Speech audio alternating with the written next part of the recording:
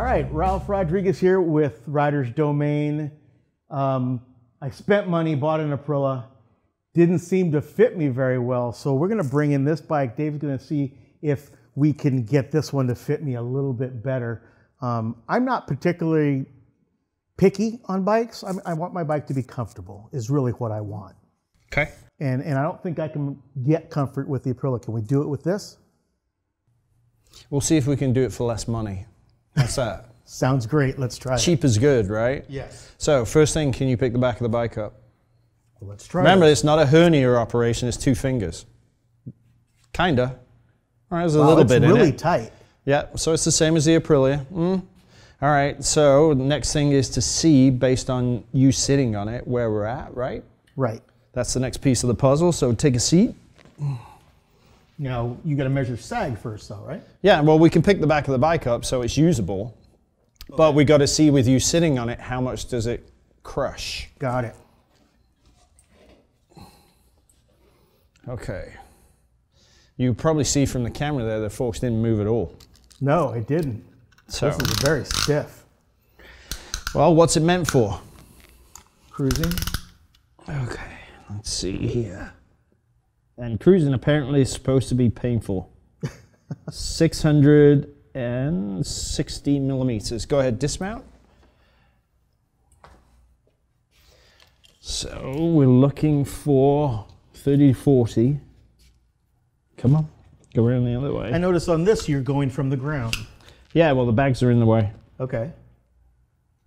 So as long as we're consistent where we're measuring. Yeah, 2 fixed points. Let's put that back where it was. All right, we started with 660. You're at 710. You're 50 in the back, which is why the forks didn't move at all. So this is even worse than that. So It's even worse. but this bike is built to do that, right? This bike is built to do nothing. Specifically, this bike suits a category of motorcycle of retro standard, right? Now the other part, remember we talked about the gas tank? Yes. So from the handlebar back here, it's 22 inches. From the handlebar back there, it's 20 inches. Wow, so that's You've got an gonna be even bigger reach. Yeah, a longer stretch. All right, one second. But the bars are different. Yep, they are. So we are at 4.5 inches. Go ahead, take a seat. So 4.5 inches down to 4 inches. Wow, that is. You're losing so much in the back, the front can't compress. Yeah. So what we'd have to do is immediate spring replacement rolled into the finance deal. So you pay an extra $2 a month before you even take the bike out. Because as you sit on it, it's taking weight away from the front. You haven't even started riding. As you apply the throttle, what happens to the back of the bike? It squats. Right. Much higher incidence and risk of a tank slapper. We're over 50 millimeters in the back. Okay. You're way back there, so the forks won't compress at all. Right, so brake lever, how does that feel? It feels okay. Brake. Oh, brake lever, excuse me. That's all right. Find the placement. Okay, so I'm on the So- instep and I'm on my toe. So that's perfect. Yes. Way better than the Aprilia. Yes. High on the comfort marks.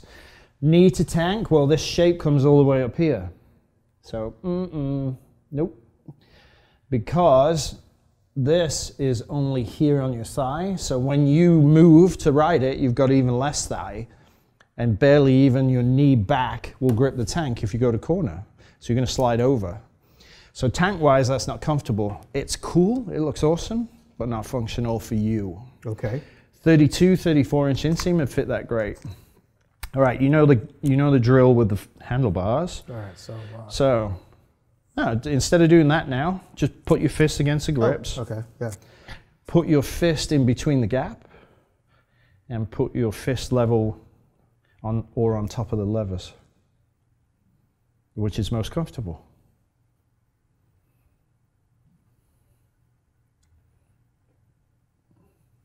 I think this is more comfortable. Now put your fist on top of the grip. How's that feel? Oh, even better. So while the handlebar is significantly different in the bend ratio, it's massively higher, right, than the Aprilia. That gets you where you need, but you still need to come up. The good thing is these bars are much closer to you, so that's awesome, because now your reach is way better. All right, hold the grips. Now, go for the brake lever. Oops. Yeah, we gotta lower that. And then finger on the brake lever. Perfect. Bit of a struggle to get it. Yeah. But the other thing that's nice on this with the angle of the bars is your knuckles actually follow the line of the bar much closer, and your palm is actually not quite forward on the grip. So you'll be steering more with your hands than you would be with your thumbs. Okay. So on this lightning assessment, the back is way too soft, needs a spring now, today. The handlebars are reasonable, they could be lowered a little more, get you even more comfortable, or raised and try both. So you can mark the handlebar here and move it backwards and forwards. Reset the brake lever because it's too high. How's the shifter? Shifter's good. All right, so minimal in terms of comfort work to do here, but the tank is not going to work for you because you don't sit in this bike, you sit on it. That tank, like an R6, disappears into your groin. So you have no support, no leverage here at all. So as you move, it encourages your thigh to slide out, which dramatically reduces your grip on your thigh. So overall, to go ride this, you would be better in many ways, but significantly worse in others. You're still in the same boat of what you need to fix. Okay. Right? Handlebar riser, set it back to you, which would be good, and a shock spring. And these are non-adjustable. Yeah. So we'd have to see how it bounces and stay on it. With the back of the bike, if you focus on his shoulders should come up and sit, and he shouldn't do the classic bobble. So as he's riding the bike and he decelerates, it's going to throw him over. We have no rebound adjustment, sir. So overall, you're actually now significantly worse with this bike and better off with the Aprilia. Wow. Just, what was that? 3 minutes, 4 minutes? Yeah. We already assessed what you need, what you don't have, what would be better, what wouldn't. And now you can look at the cost of ownership versus the cost of fitment and decide which one is going to be better. The other part is that I believe that sack shock will be serviceable. You have a shock that's not serviceable, so that has to be replaced. That was one of my questions. How many shocks are actually repairable or serviceable? 70% on average.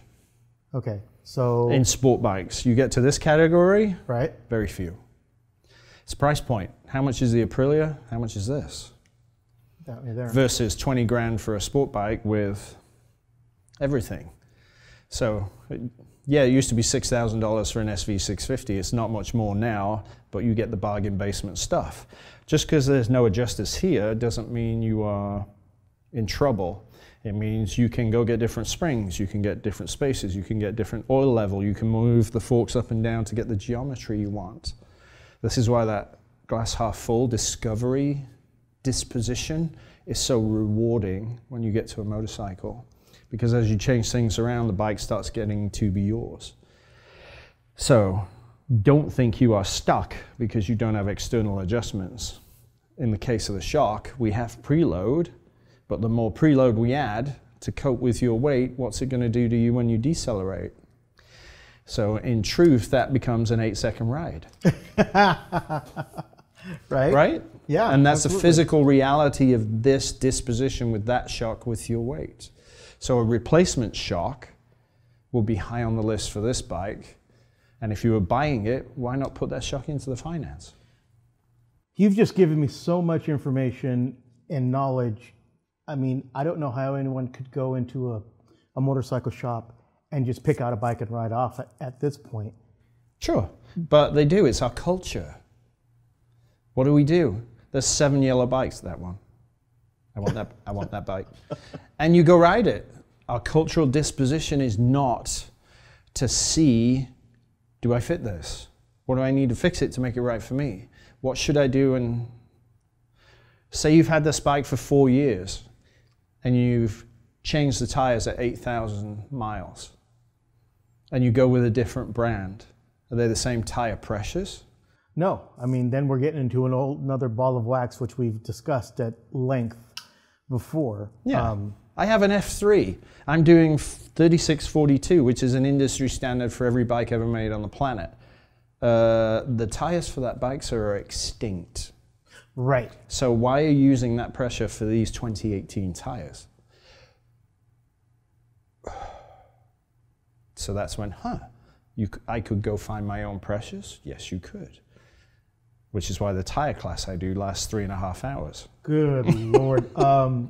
Right. So yes, tires are a whole nother animal. Yep. I've really enjoyed this. I've learned a lot, and I always learn something when I talk to Dave. Dave Moss Tuning. Go to his website. 25 years of knowledge at your fingertips. Check him out. So it's nice to know that you're not completely out of luck if you get a bike that doesn't have fully adjustable suspension, but it does, open my eyes to the fact that you got to be pretty thoughtful when you're going into the showroom to get your hands on a new ride. Absolutely. Way back before these small bikes got popular, they didn't have adjustments. They didn't have anything you could do to them. Mm-hmm. It's just most recently where the Ninja 400s, 300s, the RC 390s, they started getting adjustable forks, adjustable rear suspensions. Mm-hmm. So even if you have an older bike, there's still a possibility you could make it better and a better performing bike. Awesome, awesome. You guys got an old bike in the garage that you haven't touched. Does any of this inspire you to make changes to that bike to give it some new life? Tell us about it. Let us know what you're going to do. Seriously, I feel like a sponge here. I'm just like soaking up this information, and it makes me really curious, about what's actually going on inside, the forks, for example. Right. There's a lot of information that he's throwing at you during the day, during this video. Yeah. Best thing is just watch it over and over again. If you have questions, write them down, send them to DaveMossTuning.com, or send them to us here at Riders Domain, and we'll try to answer them as best we can. Awesome. That's great. Those are great resources. And be sure to stay tuned for the next installment.